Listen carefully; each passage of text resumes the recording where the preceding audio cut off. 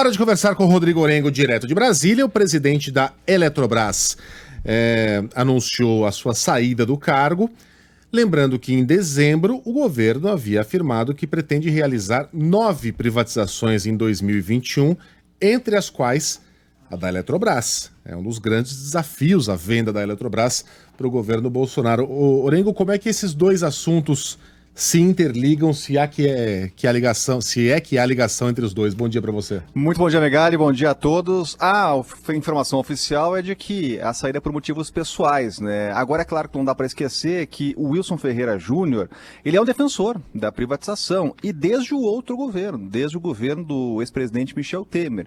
Ele permaneceu no cargo, sempre fez uma defesa pública da privatização e a privatização da Eletrobras é a primeira da fila. É por isso que o governo é muito cobrado, até porque o ministro da Economia, Paulo Guedes, já citou uma lista de empresas, uma lista que seria privatizada, mas até agora não temos a conclusão desses processos. A Eletrobras, o processo, ele já está lá no Legislativo, já saiu do governo. Então, teria que ter uma mobilização da Câmara, do Senado, para avançar com esse tema, né? E essa política aí de privatização da empresa já vem desde o governo que passou, que inclusive colocou o atual presidente da Eletrobras. Ele vai ficar agora num período de transição, até março, né? Tem todos esses comunicados formais para o mercado, isso tem que ser feito dessa forma, não dá para sair de uma hora para outra, mas alega motivos pessoais. Agora, é claro que chama atenção esse movimento dentro da Eletrobras, Megali, para a pressão, inclusive, que o governo vem sofrendo para cumprir algumas promessas, como as promessas de entrega de estatais à iniciativa privada. Tem pressão do lado contrário? Claro que sim. Quando se trata de privatização, você mexe com corporações, com sindicatos, com lobbies fortíssimos no Congresso Nacional que não querem ver políticas como essa avançarem no Legislativo. Há também bancadas dentro do Congresso Nacional que pressionem muito para políticas não avançarem, né? Mas para isso tem que realmente enfrentar esses desafios. Até porque o projeto de privatização do atual governo, ele é muito grande, né? Mas isso tem que sair do papel. Tem outras empresas que também têm anúncio aí de que o governo quer privatizar, é o caso dos Correios, mas até agora não chegou o projeto ao Congresso Nacional. E também tem uma pressão política nesse momento, Megali, isso é inevitável, daquela coisa das indicações, né? Porque estatais têm, olha, um leque de oportunidades aí de indicar cargo X, cargo Y, cargos com muito poder e muito recurso. Então, os partidos políticos estão sempre de olho nessas indicações e pressionam muito para conseguir essas vagas, né? Mas é um movimento que chama atenção para essa cobrança de privatizações que até agora não saíram do papel, mas há essa promessa. Muito bem. Ô, Orengo, estamos na reta final aí da eleição, da campanha, né, dos candidatos à presidência da Câmara e do Senado, campanha intensificada. E se tem uma eleição que é imprevisível, ou se há duas eleições imprevisíveis, são essas, né? A gente só conhece mesmo o resultado quando o resultado sai, dada a possibilidade de sempre haver uma pequena traição até no dia da votação. Quais são as últimas, Orengo?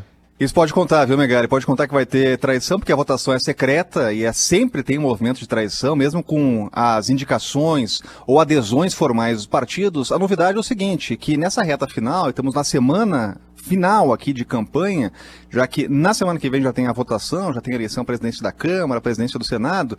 A novidade é que o candidato, que é o candidato do governo, né, até hoje publicamente, Arthur Lira, ele acabou virando a parada, pelo menos formal, diante do adversário Baleia Rossi. Ele conseguiu lá a adesão dos candidatos, dos deputados do PSL, que foi o partido que elegeu o presidente Jair Bolsonaro. O partido está dividido, mas conseguiu maioria para formalizar esse apoio a Arthur Lira. Então, formalmente, naquela calculadora oficial, ele está na frente e vai para a eleição com vantagem, né? A gente sempre coloca o pé atrás por causa dessa história da traição. Não adianta o partido formalizar apoio, que chega na hora H, a votação é secreta e tem um monte de deputado ali que trai a orientação partidária. No Senado Federal, o cenário está mais claro e previsível. O Rodrigo Pacheco, que é o líder do DEM, tem o apoio do governo, também tem o apoio do PT. Ele conseguiu algo inédito aí, mas ele é o favorito. Simone Tebet está correndo aí contra o tempo para conseguir ainda adesões, né? São campanhas aí importantes agora nessa reta final e a votação é só na semana que vem. Peraí, Orengo. Opa! Partidos, inclusive, eu não tenho cargos para oferecer. Quem é esse candidato à presidência da Câmara? Os outros grandes candidatos que existem. Pô, Frotinho? Não tenho emendas Mentira. de 15 milhões de reais. Pô, parceiro, mas eu tenho um Frota é trunfo candidato, na mão. Aqui, ó. Eu sou o único candidato à presidência da Câmara dos Deputados Federais com coragem suficiente para colocar no primeiro minuto de mandato o processo de impeachment do Jair Bolsonaro. Eu prometo que antes mesmo de sentar na cadeira, esse processo já estará em andamento. E aí, Orengo? O bom é que essa trilha aí triunfante no fundo, né? Aquelas coisas de campanha. Pois é um candidato que para marcar posto, assim como a gente já teve, sempre tem na época de eleição, tem uma pulverização de candidatos aí que vão receber um voto, que é o voto dele, ou poucos votos, O né? próprio Bolsonaro, historicamente, era um desses, né, Orengo? Historicamente, concorreu algumas vezes aqui à presidência da Câmara, e o discurso era parecido, era o discurso da independência, olha, eu sou o único candidato, realmente que tem coragem de fazer isso, aquilo, porque chega nesse momento da candidatura, né, ele fica todo mundo pisando em ovos, né? Porque pautas que são populares, por exemplo, corte de gastos, né? Que a gente sempre fala aqui na época de campanha eleitoral. Isso é extremamente popular para fora do Congresso. Mas se você defende corte de gastos para o parlamentar, você não ganha nenhum voto, porque eles não querem isso, né? Aí acaba valendo justamente o corporativismo, né? Então, são candidatos para marcar posto. Além dele, tem outros aqui que já se lançaram, né? E vão aparecer ali no dia de votação, mas vão receber pouquíssimos votos. Muito bem. Peraí, eu queria perguntar mais uma coisa pro Orengo.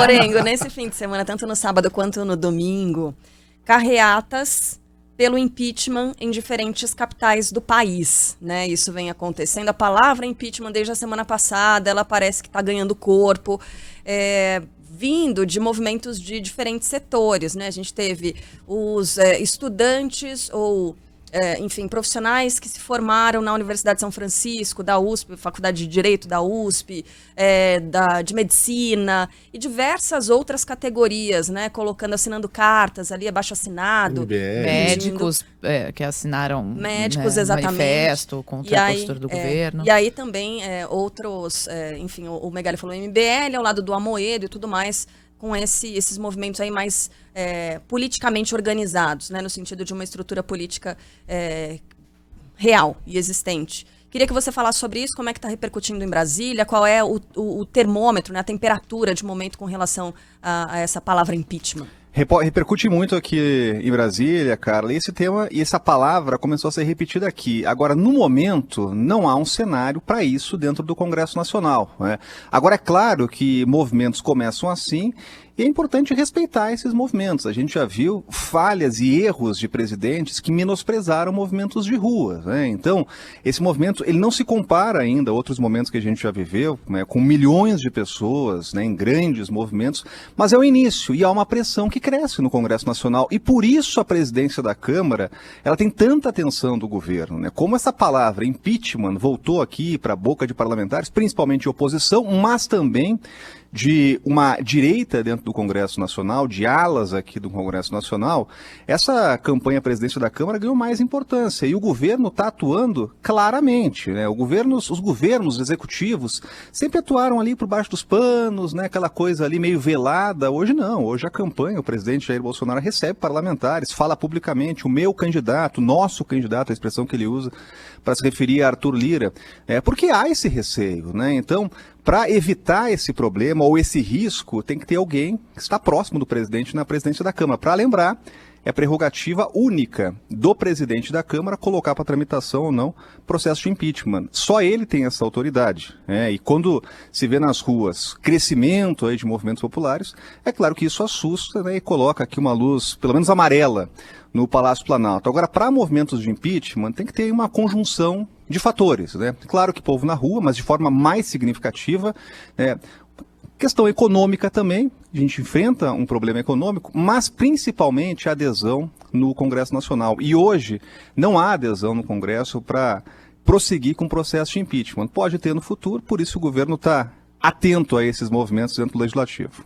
Orengo, mas o Collor, quando foi impeachado, tinha 12% de aprovação. A Dilma chegou a ter 9% de ótimo e bom. A popularidade de Bolsonaro caiu, mas ela trafega ali entre os 26% e os 32%, até 35%. Historicamente, não dá para você derrubar um presidente aqui no Brasil com 1/3 de aprovação. A não ser que essa popularidade caia, porque a rua é um grande termômetro, né?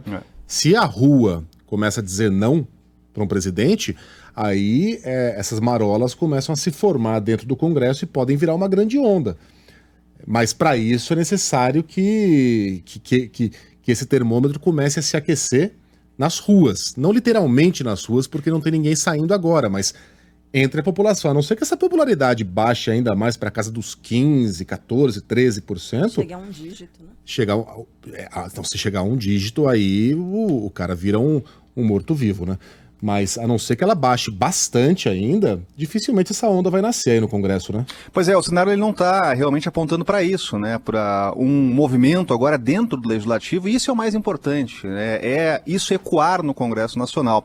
E o que a gente vê claramente é a mudança de postura do governo, né? Formando uma base governista, aquele discurso anterior contra a velha política, eu não vou negociar com o Congresso, isso não existe mais, né? O governo federal está negociando com o Congresso Nacional, está formando uma base governista, hoje tem partidos formalmente nessa base governista e, mais do que isso, está entregando cargos, né? Se não ministérios, mas cargos de segundo escalão. Então, aquele chamado presidencialismo de coalizão, ele voltou com força aqui em Brasília. Então, o governo está muito atento a isso e está tentando construir aquela retenção dentro do Congresso Nacional, aquela base para evitar qualquer tipo de problema. É isso que a gente está vendo, né? Mas, apesar de estar sendo muito falado aí, é muito falada essa palavra, né? De novo, a história do impeachment, dentro do Congresso Nacional, o cenário não está apontando para isso, né? Por enquanto, muitas negociações aqui, ainda mais agora na véspera de uma campanha à presidência da Câmara. E lembrando que apoio popular é importante, mas não é tudo, né? Michel Temer tinha 6% de aprovação, mas tinha uma base muito firme no Congresso. Diga, Carla. O que os analistas têm cobrado muito e têm ressaltado é a ausência de uma oposição. Né, no caso do Bolsonaro, ele está fazendo tudo sozinho, ele está perdendo popularidade sozinho, ele está trabalhando por isso. E aí tem o tweet aqui do senador Cristóvão Buarque do Cidadania, que ele diz o seguinte, ó, o impasse brasileiro é que precisa do PT para tirar Bolsonaro, mas o PT precisa manter Bolsonaro para eleger um petista em 2022.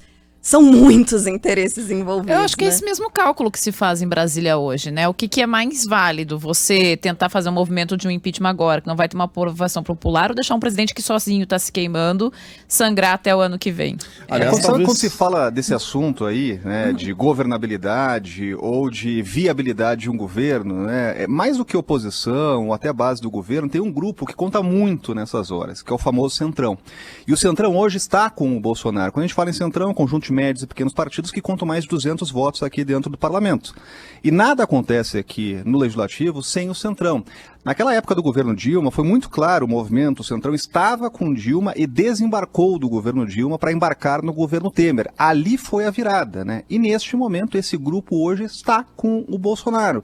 Tanto que o candidato desse grupo é realmente o candidato do governo, que é Arthur Lira, hoje favorito aí para essa disputa. Está muito acirrada a disputa, né? Mas ele já tem mais votos formais do que o adversário Baleia Rossi, né? Então, o governo conta com essa concha de segurança, né? De alguma forma, esse colchão de segurança, na verdade, de alguma forma, no Congresso Nacional neste momento, que é justamente esses partidos do Centrão, aliás, que sempre foram muito criticados, né? Mas agora estão com o presidente.